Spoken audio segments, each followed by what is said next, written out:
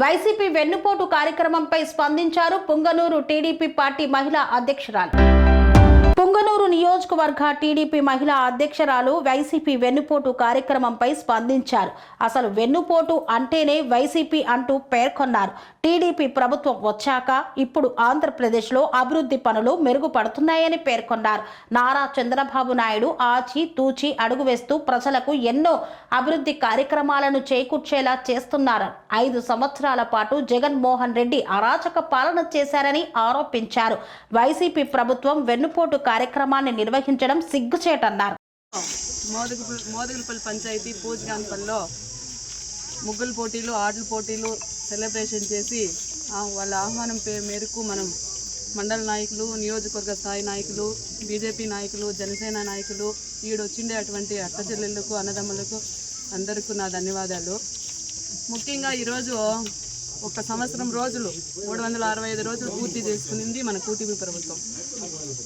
ఎన్నో మంచి పనులు చేసింది. చెప్పిన మాట ప్రకారం 1000 పెన్షన్ పెంచేదానికి 4 ఏళ్ళు పట్టింది గత ప్రభుత్వం. వెన్నుపోటు అనే పేరు ప్రభుత్వం వాళ్ళు 4 ఏళ్ళు పట్టింది మనకి 1000 రూపాయలు పెంచేదానికి. మన సూపర్ 6లో మన చంద్రబాబు నాయుడు చెప్పిన విధంగా 4,000 పెంచేదానికి 1 గంట పట్టింది. అట్లా చెప్పుకుంటూ పోతే ఎన్నో మంచి పనులు చేసి సంవత్సరాన్ని పూర్తి చేసి 2వ సంవత్సరంలోకి అడుగుపెట్టిన శుభ సందర్భం ఈరోజు మనకి. వెన్నుపోటు అనే పేరు పెట్టిన వాళ్ళకి నేను ఒకటే చెప్పదలుచుకున్నా. ఈరోజు చెల్లిని తల్లిని బయట గంటిన దాన్ని వెన్నుపోటు అంటారా? లేదు బాబాయిని గొడ్డల పోటుతో పొడిచిన వాడిని వెన్నుపోటు అని అంటారా? 2023లో పుంగనూరు అల్లర్ల కేసులో చంద్రబాబు నాయుడిని 56 రోజులు జైల్లో పెట్టి ఆ రోజు ఒకటే చెప్పినా నేను, క్యాండిల్ ర్యాలీ చేసి వెన్మలదిన్ పంచాయతీ నుంచి 50 మంది మహిళలతో క్యాండిల్ ర్యాలీ చేసింది. ఫస్ట్ నియోజకవర్గంలో ఫస్ట్ క్యాండిల్ ర్యాలీ చేసింది నేనే. ఆ రోజు చెప్పిన ఆ సింహాన్ని బోన్లో పెట్టి వేటాడద్దండి సార్, వైసీపీ ప్రభుత్వం వాళ్ళకి వదిలి వేటాడండి. జైల్లో పెట్టినా మీరు 2024లో సీఎం చేసి బయట తెచ్చేంత కెపాసిటీ ఆడబిడ్డలకు ఉంది అని ఆ సందర్భంలో తెలియజేయడం జరిగింది. అదే మాట ప్రకారం ఈరోజు 154 వై నాట్ 75 అన్న వాళ్ళకి 154 నుంచి 11 సీట్లకు అంకితం చేసినారంటే దాన్ని వెన్నుపోటు అనరు. ఆడబిడ్డలు న్యాయం చేసినారు. మహాశక్తులు వాళ్ళు తరలి రోడ్లపైకి వచ్చి ధర్నాలు చేసి సీటు పట్టం కట్టి ఈరోజు 1 సంవత్సరం పూర్తి చేసుకొని ఆట పోటీలతో శుభంగా ఉండారు. దాన్ని వెన్నుపోటు అంటారా? పుంగనూరులో ఇదే మన బెదిరెడ్డి రామచంద్రారెడ్డి గారు ఒక ఆడబిడ్డని తిరిగి లేదు పుంగనూరులో, దాన్ని వెన్నుపోటు అంటారా? అన్నా క్యాంటీన్, కనీసం అన్నా క్యాంటీన్ బీదలకు పెట్టే అన్నాని నువ్వు అన్నా క్యాంటీన్ పెట్టినలే. ఈరోజు ఇదే పుంగనూరులో మీరు పెట్టండి, వైసీపీ నాయకులు గల్లీ గల్లీకి పెట్టండి, ఫ్రీ పెట్టండి, మేము అడ్డుకోము. మీరేం చేయాలో చేయండి, మా నాయకుడు అడ్డుకొని కూడా మేము చేస్తాం, మీరు చేయండి. దీన్ని వెన్నుపోటు అంటారా? వెన్నుపోటు అంటే ఏమీ మా నాయకుడు మాకు చెప్పలేదు.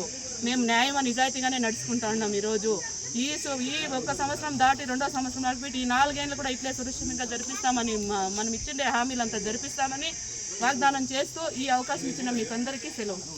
స్వామి బోధానంద గోసేవ ఆశ్రమం సైథాపూర్. జ్యోతిష్యం, వాస్తుశాస్త్రం మన పూర్వీకులు మనకిచ్చిన వరం.